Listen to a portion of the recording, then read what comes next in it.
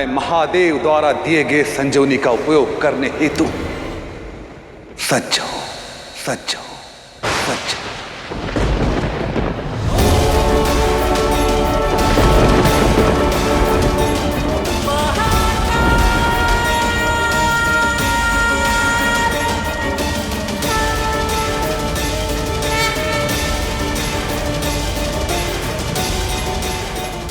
असुर गुरु शुक्राचार्य की, असुर गुरु शुक्राचार्य की, असुर गुरु शुक्राचार्य की। असुर कुल के उत्थान के लिए मैं कल प्रातः ही उस विद्या को अर्जित करने की प्रक्रिया आरंभ कर दूंगा।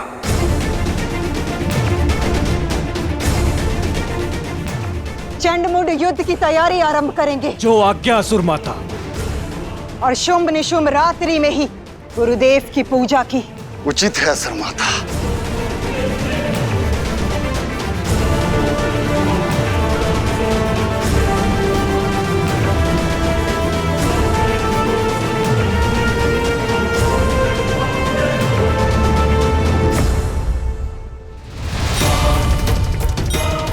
क्षमा करे महादेव, भक्ति पर कर्तव्य भारी पड़ गया, कर्तव्य भारी पड़ गया।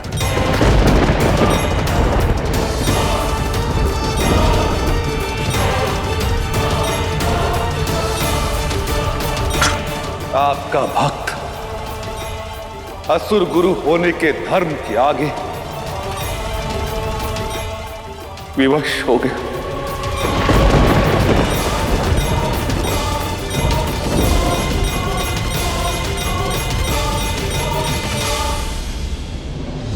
केवल क्षमा याचना कर इस प्रकार अपने शब्दों से विमुख नहीं हो सकते शुक्राचार्य। ओम नमः शिवाय, ओम नमः शिवाय, ओम नमः शिवाय।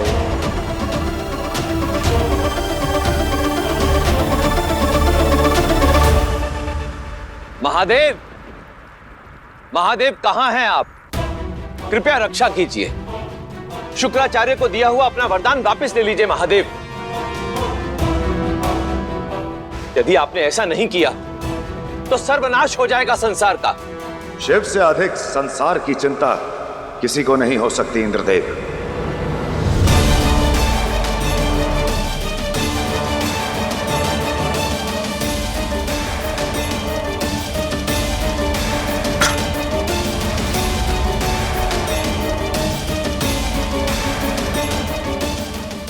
हाँ, मैंने शुक्राचार्य को वचन दिया है, किंतु दिया हुआ वचन पुनः लेना एक भक्त और आराध्य के संबंध का अपमान है।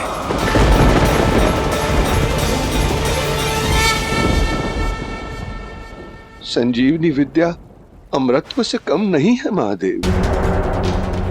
यदि वो असुरों के हाथ लग गई तो उनका पलड़ा अत्यंत बलवान हो जाएगा। आप शुक्राचार्य को दिया हुआ वर कृपया वापस ले लें प्रभु। शुक्राचार्य को वर उनके तप, त्याग और कर्मों के बदले मिला था देवऋषि।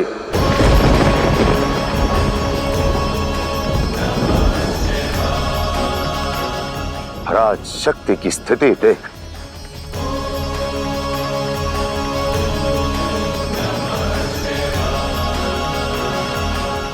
शिव अपने कर्मों से विमुख नहीं हो सकते, कर्मों से विमुख नहीं हो सकते, कर्मों से विमुख नहीं हो सकते।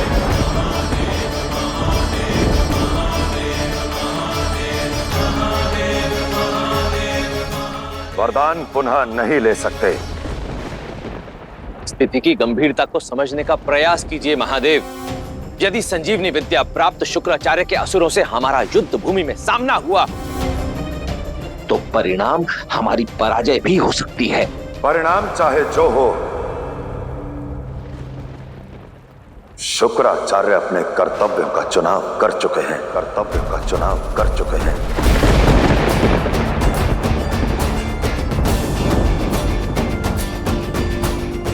अब बारी हमारी है, अब बारी हमारी है।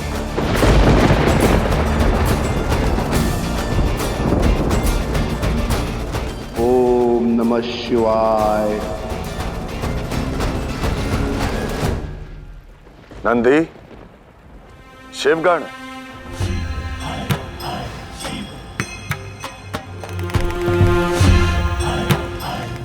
अब तुम सब भी विश्राम कर लो।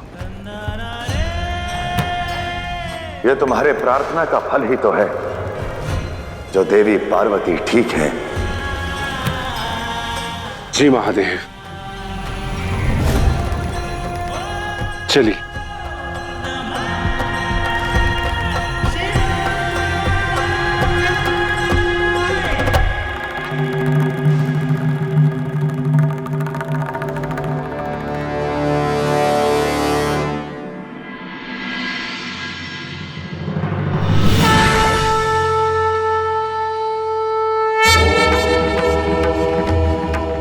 प्रणाम आराध्य,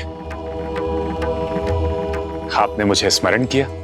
नारायण, शुक्राचार्य मेरे भक्त भी हैं और शिष्य भी। उन्होंने संजीवनी विद्या को साधने का मन बना लिया है, जिसका उपयोग वो केवल अनिष्ट के लिए करेंगे। ये मुझे स्वीकार नहीं। अपने शिष्य से मुझे ये आशा नहीं। आदेश दीजिए, मुझे क्या करना होगा? जो बल पड़े कीजिए, जो बल पड़े कीजिए, जो बल पड़े कीजिए। किंतु कल को शुक्राचार्य मुझ पर यह लांछन न लगा सके कि मैंने आराध्य होकर भी उन्हें सचेत नहीं किया।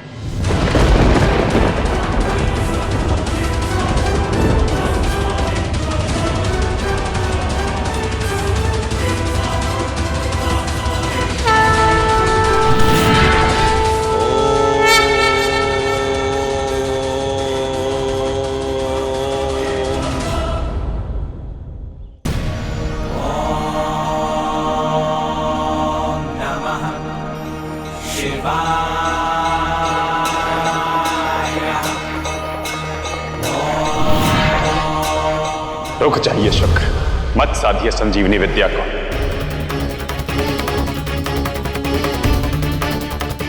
महादेव का संदेश लेकर आया हूं, वो आपसे वर तो पुनः नहीं ले सकते,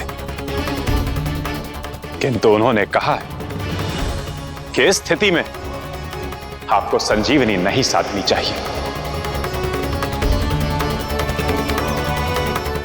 नारायण, आप आए हैं तो छल करेंगे।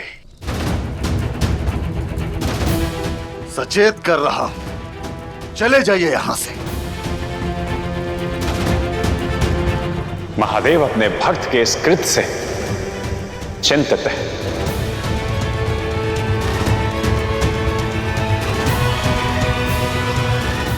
गुरुदेव, नारायण आपको छलने आए हैं। आप इनकी एक मत सुनिए। स्वयं ही युद्ध का शंखनाद किया और स्वयं ही आपको भयभीत करने चले आए। हम असुरों की शक्ति छीनने चले आए। समझने का प्रयास कीजिए शुक्राचार्य, महादेव ने मुझे भेजा है आपको सचेत करने के लिए, तो स्थिति कितनी विकट होगी।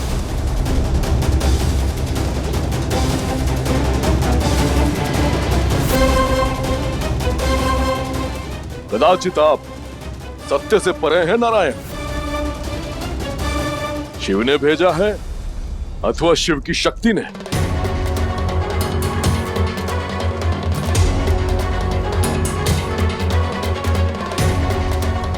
संजीवनी विद्या का नाम सुन कहीं आदि शक्ति भयभीत तो नहीं हो गई? कदाचित इसीलिए आपको शांति दूत बनाकर भेज दिया।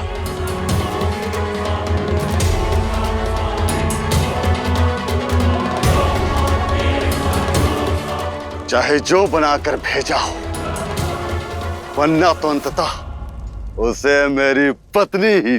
शम शम शम।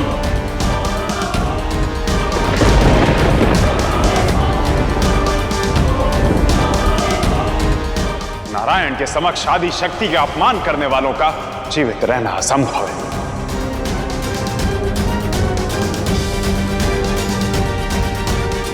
किंतु तुम जीवित केवल इसलिए हो क्योंकि साक्षात आदि शक्ति ने तुम असुरों के संहार का बेड़ा उठाया है। संहार का बेड़ा उठाया, संहार का बेड़ा उठाया।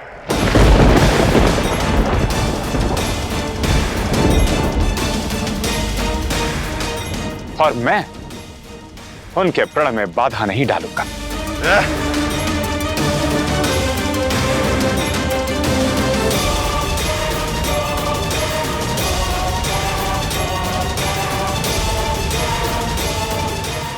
आपकी भक्ति सच्ची है, इसलिए महादेव ने आखिरी अवसर दिया,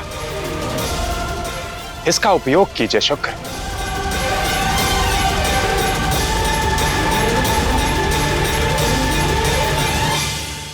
सर्व ज्ञाता होते हुए भी असुर गुरु का उत्तर नहीं समझे नारायण। आपके इतने बोलने के बाद भी उनका तप नहीं टूटा। इसका अर्थ जानते हैं ना? जानता हूं। यदि मेरे समझाने का भी कोई प्रभाव नहीं पड़ा तो ठीक है, मैं जाता हूं।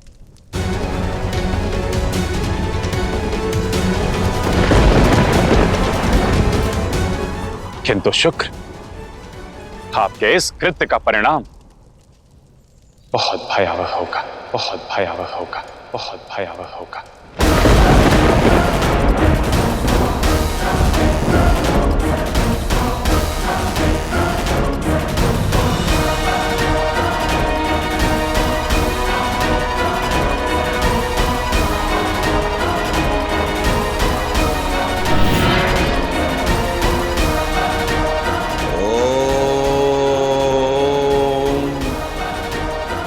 जब भी तुम्हें इस विद्या की आवश्यकता हो, मुझे स्मरण कर इसकी साधना कीजिए। ब्रह्मांड से सभी आवश्यक स्थानों से तत्व निकलकर आपके पास आ जाएंगे। वर और वचन से बंधा हूं, इसलिए आपके कर्मों का फल अवश्य दूंगा।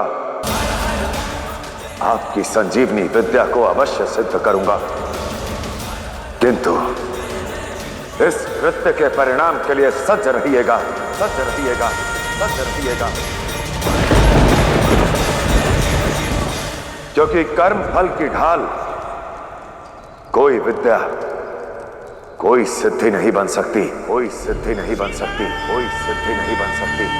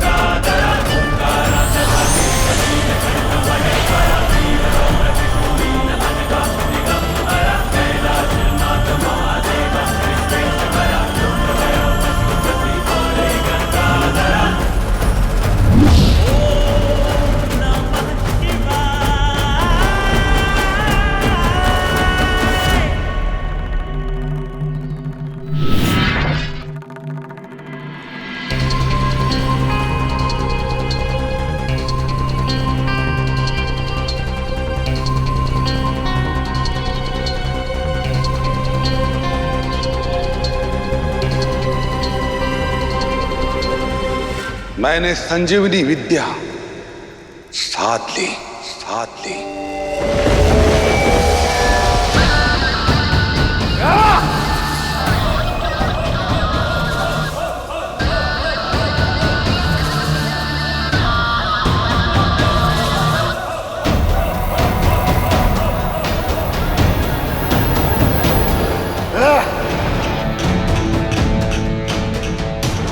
चलिए एक बार इस विद्या की जांच भी कर लेते हैं।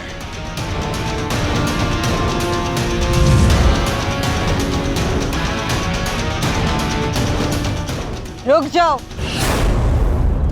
महादेव के वरदान पर शंका मत करो शो। तुम केवल निर्णायक युद्ध की तैयारी आरंभ करो।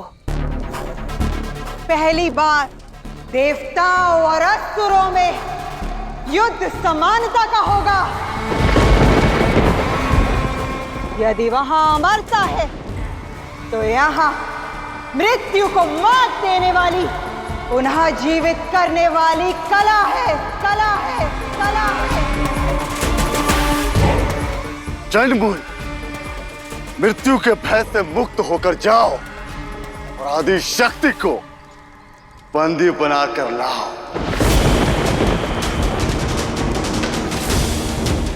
यही इसी हवन कुंड में शिव की शक्ति को शुंभ की पत्नी बनाऊंगा, पत्नी बनाऊंगा, पत्नी बनाऊंगा। जो आज्ञा असुरराज। सैनिकों, युद्ध की तैयारियां आरंभ करो।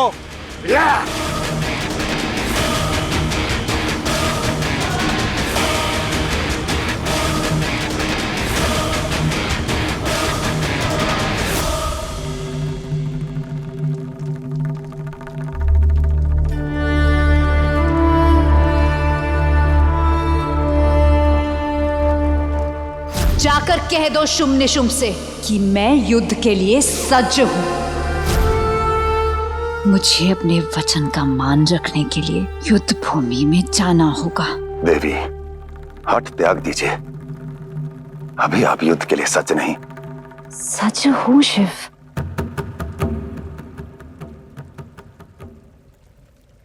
स्त्रियों के सम्मान का जो बेड़ा मैंने उठाया है, उससे विमुख नहीं हो सकती मैं। विमुख होने के लिए नहीं, विलंब करने का निवेदन कर रहा हूं। आपकी अवस्था ठीक नहीं है देवी।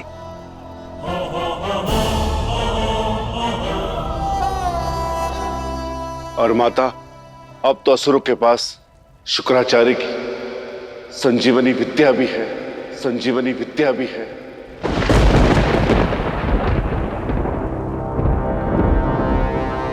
हाँ माता, मत जाइए। हाँ माता, मत जाइए, मत जाइए माता। धूम्रलोचन के विषैली प्रभाव से मुक्त होने के बाद चले जाइएगा माता। हाँ माता। मेरा परिवार होकर, मेरा आधार होकर हम सबको मेरी क्षमताओं पर संदेह क्यों है?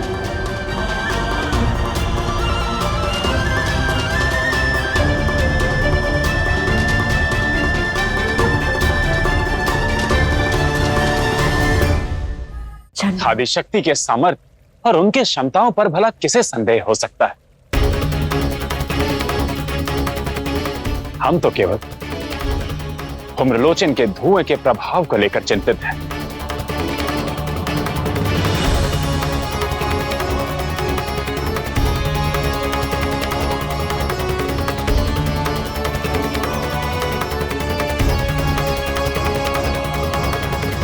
चंडमुंड, मैं भी चलता हूं आपके साथ युद्ध क्षेत्र में। चलिए।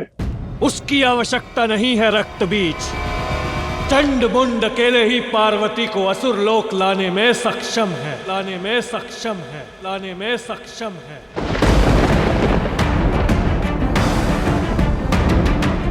विजयश्री का आशीर्वाद दीजिए। विजयी भव।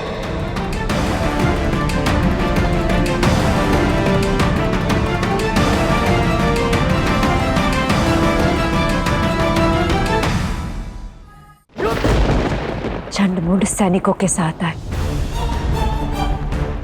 और आदि शक्ति भयभीत होकर अपनी अवस्था की दुहाई देकर युद्ध से पलड़ा झाड़ ली। ये शिव की शक्ति के सामर्थ्य का अपमान होगा शिव, अपमान होगा शिव, अपमान होगा शिव। मैं निपुणता से लड़ूंगी। आप सब निश्चिंत रहें।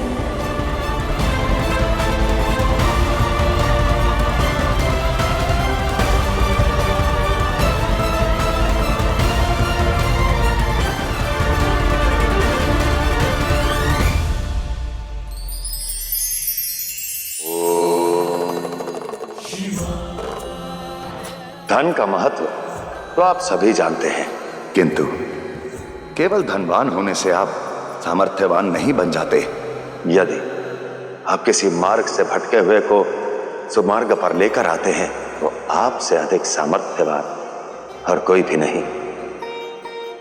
इसलिए हाथ में धन हो या ना हो, मन में परोपकार की भावना सदैव रखनी चाहिए।